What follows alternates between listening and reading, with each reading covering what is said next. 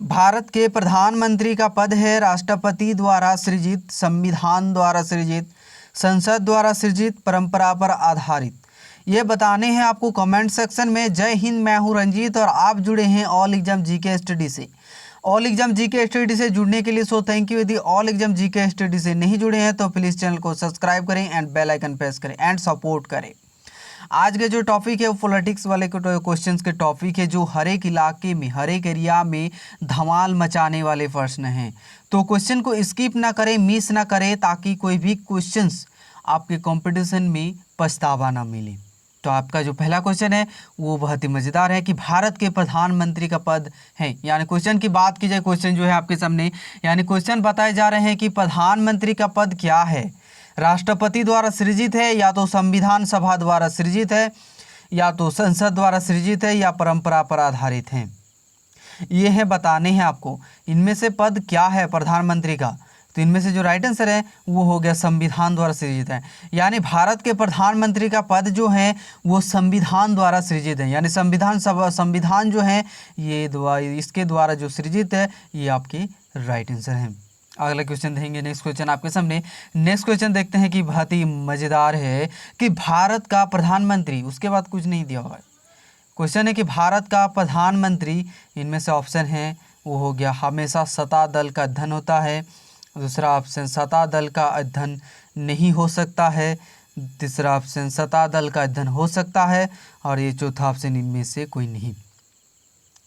हमेशा सत्ता दल का जो अध्ययन होता है, सत्ता दल का अध्ययन नहीं हो सकता है, सत्ता दल का अध्यक्ष हो सकता है, या इनमें से कोई नहीं।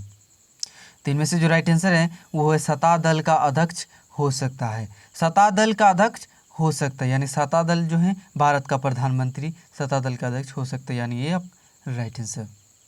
यानी बात की जाए कि हमेशा सत्ता दल का अध्ययन होता है, ये भी बताए जा सकते हैं, सत्ता दल का अध्ययन नहीं हो सकता है, या तो अध्यक्ष नहीं हो सकता, वो मतलब अध्ययन नहीं कर सकता उसका, ये होते हैं ऑप्शन। ये हैं आपके राइट आंसर, सत्ता दल का अध्यक्ष हो सकता है। अगला क्वेश्चन, नेक्स्ट क्वेश्चन आपके सामने कि निम्नलिखित में से कौन भाषा व्यतिक सही है भारत का प्रधानमंत्री। ये है ऑप्शन।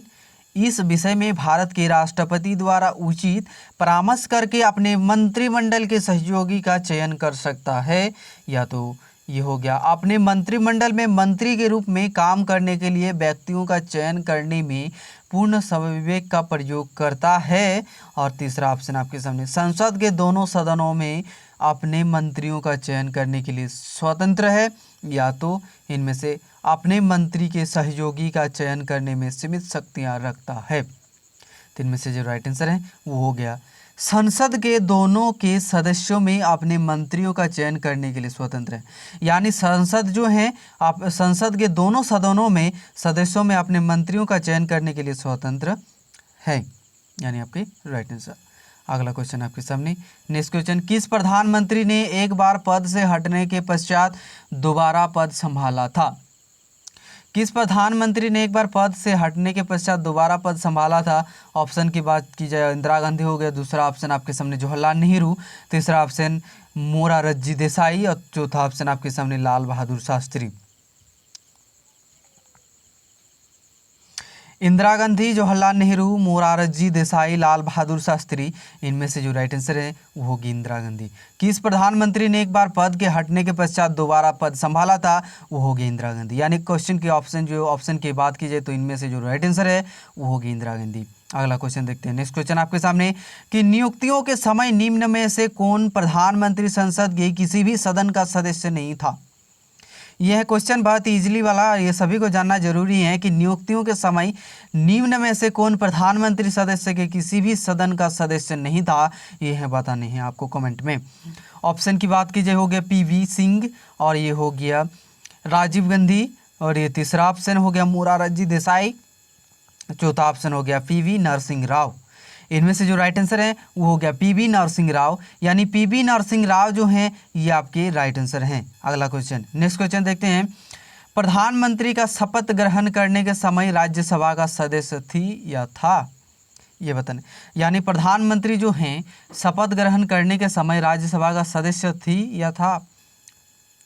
तो ये हो गया HD देवगौड़ा, ये थे, या तो श्रीमती इंदिरा गांधी, और ये तीसरा ऑप्शन PV नरसिंह राव, और ये चौथा ऑप्शन हो गया लाल बहादुर शास्त्री। इनमें से जो राइट आंसर है वो हो गया श्रीमती इंदिरा गांधी, यानी राज्यसभा का सदस्य थी श्रीमती इंदिरा गांधी, यानी आपके राइट आंसर। अगला क्वेश्चन, नेक्स्ट क्वेश्चन देखते हैं कि प्रधानमंत्री का पद ग्रहण करने के समय विधानसभा का सदस्य था, यानी प्रधानमंत्री का जो पद ग्रहण करने के समय विधानसभा का सदस्य कौन था वो बताने हैं। विधानसभा का सदस्य, ऑप्शन की बात की जाए IK गुजराल, दूसरा ऑप्शन हो गया BP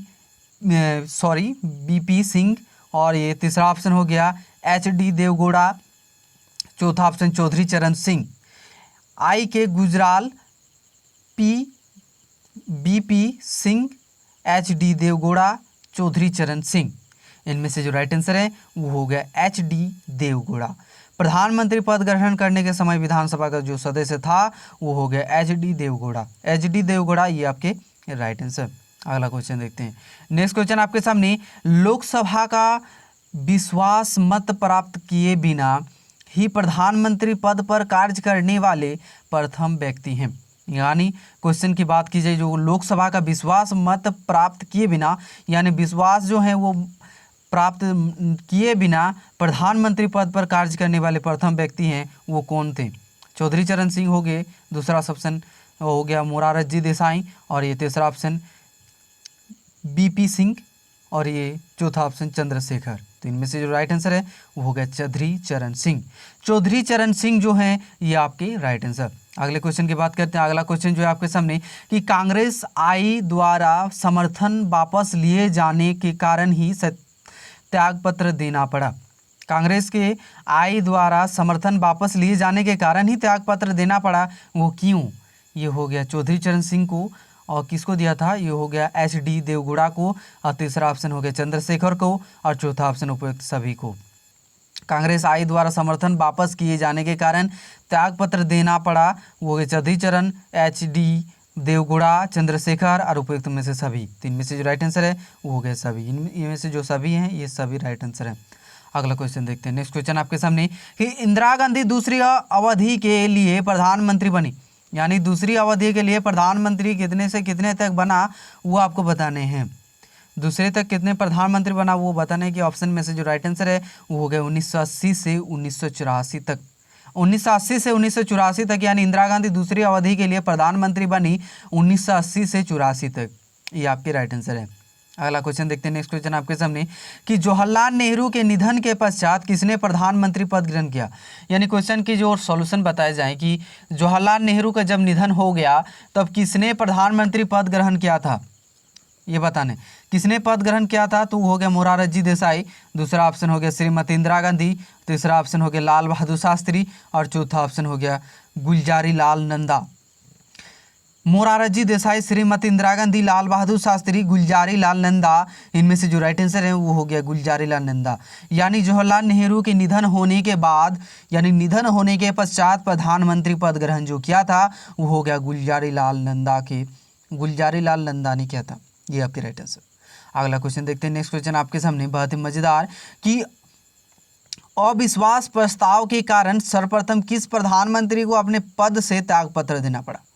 यानी क्वेश्चन की बात की जाए, क्वेश्चन का जो सॉल्यूशन बताया जाए, यानी अविश्वास जो प्रस्ताव जो के कारण जो है सर्वप्रथम जो पहले किस प्रधानमंत्री को अपने पत्र में त्यागपत्र देना पड़ा। ये क्वेश्चन है, पद से त्यागपत्र देना पड़ा, कौन थे वो हो गया BP सिंह हो गया, दूसरा ऑप्शन आपके सामने श्रीमती इंदिरा गांधी, और तीसरा ऑप्शन मोरारजी देसाई, और चौथा ऑप्शन हो गया श्रीमती इंदिरा गांधी। तीन में से जो राइट आंसर वो हो गया मोरारजी देसाई। मोरारजी देसाई जो है ये आपके राइट आंसर है, यानी त्यागपत्र देने वाला है मोरारजी देसाई, इनको त्यागपत्र देना पड़ा था। अगला क्वेश्चन देखते हैं। नेक्स्ट क्वेश्चन आपके सामने कि वह प्रथम प्रधानमंत्री कौन थे। यानी क्वेश्चन की बात कीजिए, क्वेश्चन पहले से शुरू किया जाए कि प्रधानमंत्री कौन थे प्रथम जिन्होंने संसद सत्र में उपस्थित हुए बिना ही त्यागपत्र दे दिया। यानी क्वेश्चन जो सोल्यूशन बताए जा रहे हैं कि सोल्यूशन जो ऑप्शन क्वेश्चन का जो रिलेटेड उपस्थित जो हैं वो बताए जा रहे हैं कि वो प्रधानमंत्री में उपस्थित न होने के पहले ही त्यागपत्र दे दिया था, वो कौन थे वो बताना है। ऑप्शन की बात कीजिए लाल बहादुर शास्त्री हो गया, दूसरा ऑप्शन चौधरी चरण सिंह, और ये तीसरा ऑप्शन श्रीमती इंदिरा गांधी, और ये चौथा ऑप्शन मोरारजी देसाई। ये बहुत ही इंपॉर्टेंट क्वेश्चन है और ये सभी कंपटीशन एग्जाम के लिए एलिजिबल है। तो ये आपके राइट आंसर है चौधरी चरण सिंह, यानी बिना उपस्थित हुए बिना ही त्यागपत्र दे दिया था। ये आपकी राइट आंसर। अगला क्वेश्चन देखते हैं। नेक्स्ट क्वेश्चन आपके सामने कि प्रधानमंत्री पद पर सर्वाधिक समय तक कौन आसीन रहा। क्वेश्चन का सॉल्यूशन बताए जा रहे हैं कि क्वेश्चन का सॉल्यूशन जो है कि प्रधानमंत्री पद पर सर्वाधिक समय तक यानी अधिक समय तक कौन रहा उस पद पर, प्रधानमंत्री पद पर। ये है ऑप्शन हो गया चौधरी चरण सिंह, दूसरा ऑप्शन हो गया लाल बहादुर शास्त्री, और ये तीसरा जवाहरलाल नेहरू, और चौथा ऑप्शन हो गया इंदिरा गांधी। तीन में से जो राइट आंसर वो हो गया जवाहरलाल नेहरू। यानी जवाहरलाल नेहरू जो है ये आपके राइट आंसर, यानी प्रधानमंत्री पद पर सर्वाधिक समय तक आसीन रहा वो हो गया जवाहरलाल नेहरू, यानी जवाहरलाल नेहरू जो है ये आपकी राइट आंसर। अगला क्वेश्चन आपके सामने कि प्रधानमंत्री पद पर किसी एक कार्यकाल के लिए सबसे कम समय के लिए कौन आसीन रहा। यानी प्रधानमंत्री पद पर जो बैठा एक कार्यकाल के लिए सबसे कम समय तक आसीन रहा, यानी बहुत ही कम समय तक वो रहा, वो कौन थे। ये हो गया मोरारजी देसाई, दूसरा ऑप्शन पीवी सिंह, और तीसरा ऑप्शन हो गया अटल बिहारी वाजपेयी, और ये चौथा ऑप्शन चौधरी चरण सिंह। इनमें से राइट आंसर वो हो गया अटल बिहारी वाजपेयी। अटल बिहारी वाजपेयी जो है ये आपके राइट आंसर, यानी प्रधानमंत्री पद पर किसी एक कार्यकाल के लिए सबसे कम समय के लिए कौन आसीन रहा वो हो गया अटल बिहारी वाजपेयी। ये बहुत ही मज़ेदार क्वेश्चन था और पूरा वीडियो को वॉच करने के लिए सो थैंक यू। तो आज के लिए जो वीडियो था वो बहुत ही मज़ेदार एवं बहुत ही हेल्पफुल था, और जो अगला वीडियो आने वाला है वो भी बहुत ही मज़ेदार एवं बहुत ही हेल्पफुल होने वाला है। तो आज के लिए इतना ही, अब मिलेंगे अगले दिन और नेक्स्ट वीडियो पर बहुत ही मज़ेदार वीडियो के साथ। जय हिंद, थैंक यू।